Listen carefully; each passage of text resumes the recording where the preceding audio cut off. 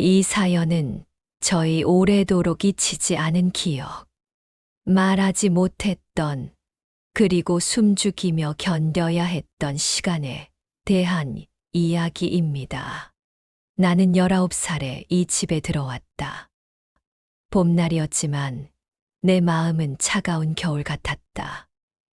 아버지는 가난했고 어머니는 늘 아픈 몸으로 누워 있었다. 그저 다른 집 식구가 되어 잘 살아야 한다는 말만 듣고 떠났다. 시집 문을 들어서자 시어머니의 첫마디는 이런 거지 같은 걸 왜 들였냐였다. 나는 웃어야 했다. 울면 혼날까봐. 처음에는 견딜 수 있다고 생각했다. 어차피 다 그런 거라고, 여자란 다 참고 사는 거라고. 하지만 곧 깨달았다. 이 집에서 나는 사람이 아니었다. 아침마다 누구보다 먼저 일어나 아궁이에 불을 지피고, 밥을 하고, 물을 길어오고, 온종일 땅을 파고, 손이 갈라졌다. 그런데도 시어머니는 늘 나를 불러 세웠다. 게을러 터진 것이 쓰잘데기가 없어 딸년 주제에. 나는 숨을 죽이고 살았다. 항상 뒤를 조심하고 눈치를 보고 말끝을 삼켰다. 그리고 결혼 2년 만에 아이를 가졌다. 배가 불러오자 시어머니는 매일 물었다.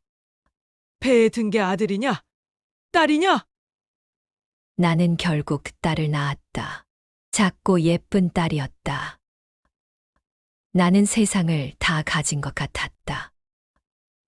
하지만 시어머니는 그 아이를 보자마자 고개를 돌렸다. 딸은 쓸모없는 것이요. 집안에 재수가 없으나고. 니년이 정령대를 끊으러 왔느냐? 나는 아기를 품에 안고 밤새 울었다. 아무도 보지 않는 부엌 구석에서 식은 아궁이 앞에서 남편은 한마디도 하지 않았다. 아니, 가끔 시어머니의 핀잔 뒤에 한마디를 덧붙였다. 그때마다 그는 단 한마디, 어머니가 옳다고 했다. 내가 억울하다고 울어도 숨죽여 참아도 남편은 고개를 돌리고 어머니 편만 들었다. 나는 그래도 견뎌야 했다. 이 집에서 살아남으려면 입을 다물고 눈물을 삼키고 고개를 숙여야 했다. 그러던 어느 날 나는 다시 아이를 가졌고 뱃속에서 아이가 자라날수록 나는 매일같이 기도했다. 제발 이번에는 아들이기를 그렇게 빌고 또 빌었다. 내가 살아남을 수 있는 유일한 방법이라고 믿었기에. 그러나 둘째도 딸이었다. 아이를 처음 아는 그 순간 나는 세상이 무너지는 것 같은 절망을 느꼈다. 기쁘면서도 두려웠고 사랑스러우면서도 미안했다. 그렇게 나는 죄인이 된 것이다. 시어머니는 아기가 울음을 터뜨리기도 전에 얼굴을 찌푸리며 욕을 퍼부었다. 재수 온 붙은 년 같으니라고. 집안 망 7년. 니년은 애도 쓸모가 없다. 그 말들은 칼날처럼 가슴 깊숙이 파고들었다. 그날 이후 나는 더 이상 집안 식구들과 같은 밥상에 앉을 수 없었다. 밥상 머리에 나란히 앉는 것은 내게 허락되지 않는 일이 되었다. 나는 부엌 한쪽 바람이 드는 찬 곳에 쭈그리고 앉아 식은 밥을 입에 넣었다. 식은 밥을 씹으며 나는 사람이 아니라 집 안구석에 붙은 그림자 같은 존재가 되어갔다. 아무도 나를 쳐다보지 않았고 아무도 내 안부를 묻지 않았다. 나는 그렇게 점점 이 집에서 지워져 갔다. 아이들이 자라자 시어머니는 그 작은 손을 붙잡고 말했다. 여자애들은 공부할 필요 없어. 일이나 배우게 해라. 나는 필사적으로 막았다. 몰래 책을 사주고 몰래 공부시켰다. 내가 밥을 맞아도, 욕을 먹어도, 아이들만은 세상에 당당하게 나아가게 하고 싶었다.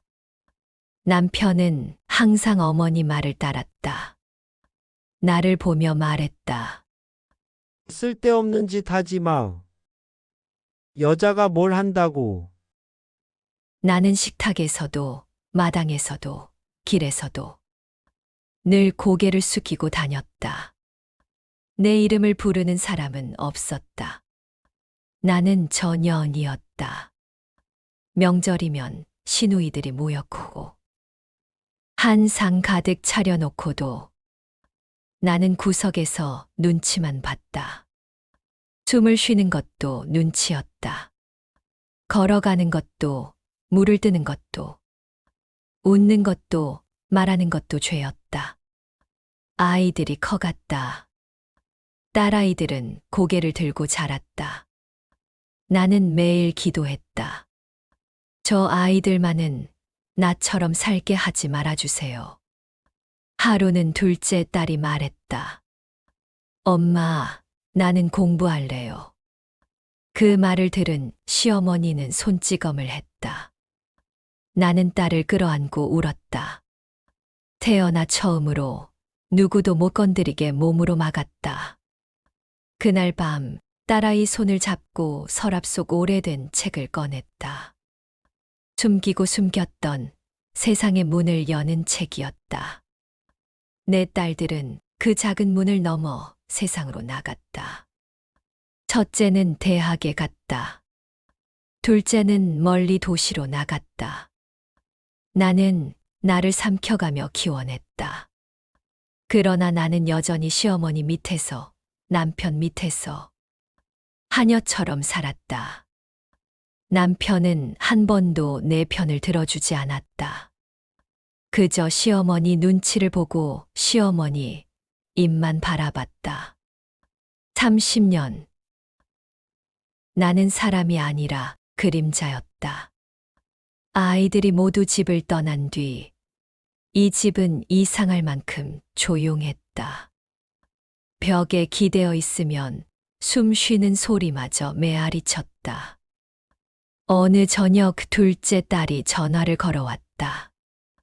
따뜻한 목소리였다. 엄마 요즘 잘 지내? 나는 대답하지 못했다. 숨을 들이마시는 것도 버거웠다. 잠시 침묵이 흐른 뒤 딸이 조심스럽게 말했다. 엄마 이제는? 엄마 인생 살아도 돼? 나는 웃었다. 바보같이 웃었다. 어떻게 살아야 하는지도 모르는 나에게 그런 말을 해주는 사람이 있다는 게 낯설었다. 딸은 다시 말했다.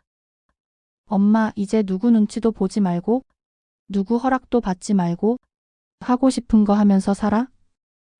엄마는 그럴 자격 있어?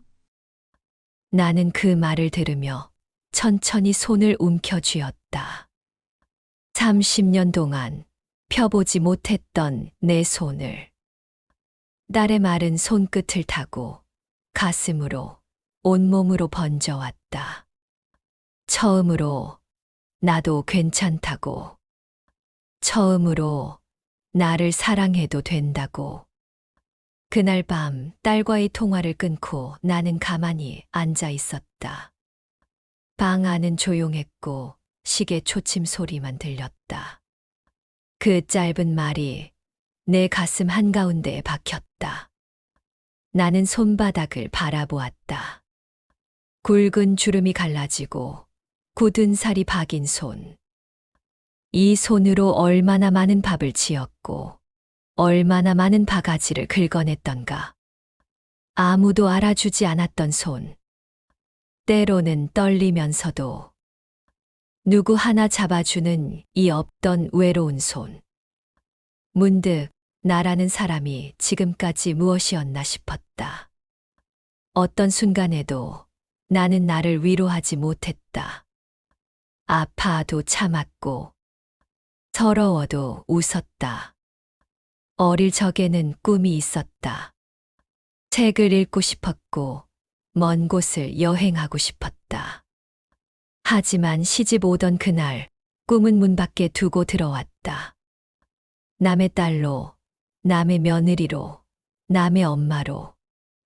나는 그렇게 내 이름을 지우고 살았다. 나는 정말 이렇게 늙어가야 하는 걸까? 이대로 세월에 밀려 사라져야 하는 걸까? 가슴 한구석이 저릿하게 쑤셨다. 어딘가 너무 아프고, 어딘가 너무 답답해서 숨조차 쉬기 어려웠다. 그 밤, 나는 무릎을 끌어안고 한참을 울었다. 아무 소리도 내지 않고, 아무도 들을 수 없게 조용히. 눈물이 마른 후에야 나는 알았다. 나는 단 한 번도 나를 위해 살아본 적이 없었다는 걸. 부엌에서 끓던 국물처럼 내 안에서 오래 묵은 결심이 끓어오르고 있었다. 나는 더 이상 남을 위해 울고 싶지 않았다. 나는 더 이상 남의 눈치를 보며 숨 쉬고 싶지 않았다. 나는 이제 나를 위해 살아야 했다. 그 작은 다짐이 가슴 깊숙이 내려앉자 처음으로 세상이 조금은 다르게 보이기 시작했다. 창문 밖 하늘은 검었지만 별이 빛나고 있었다. 나도 저 별처럼 빛날 수 있을까? 나는 모르는 사이에 조용히 손을 뻗어 별 하나를 가리켰다. 내일이 오면 나는 걸어 나갈 것이다. 나를 찾기 위해. 그날 밤 나는 방에 들어가 작은 가방을 꺼냈다. 구석에 처박혀 먼지가 뽀얗게 앉은 가방이었다. 한 벌의 옷, 딸들이 사준 작은 사진 한 장. 그거면 충분했다. 아침밥을 다 차려놓고 나는 조용히 문을 나섰다. 아무 말도 남기지 않았다. 아무도 깨우지 않았다. 햇살이 쏟아지던 시골길을 걸었다. 그날따라 바람이 부드럽게 불었다. 지금 나는 작은 방 하나를 얻어 산다. 비가 오면 창밖을 바라보며 따뜻한 차를 끓인다. 이제는 아무도 나를 부르지 않는다. 하지만 나는 처음으로 나를 나답게 부른다. 30년 동안 없었던 내 이름을 이제야 조용히 나 스스로 불러본다. 햇살이 쏟아지던 시골길을 걸었다. 그날따라 바람이 부드럽게 불었다. 지금 나는 작은 방 하나를 얻어 산다. 비가 오면 창밖을 바라보며 따뜻한 차를 끓인다. 아무도 나에게 시키지 않는다. 아무도 나를 꾸짖지 않는다. 나는 내 손으로 나를 위해 밥을 짓고 내 손으로 나를 위해 작은 꽃을 산다. 한 번도 가보지 못했던 동네 서점을 찾아가 책을 고르고 평생 손에 쥐지 못했던 그림붓을 사서 작은 노트를 물들인다. 나는 오늘 나를 위해 커피를 끓였다. 나는 오늘 나를 위해 햇살을 받았다. 30년 동안 나는 누구의 며느리였고 누구의 아내였지만 지금 나는 나 스스로의 이름을 가진 사람이다. 비로소 알았다. 내 인생은 이제부터 시작이라는 걸. 늦었지만 괜찮다. 지금부터라도 나는 나를 사랑하며 살 것이다.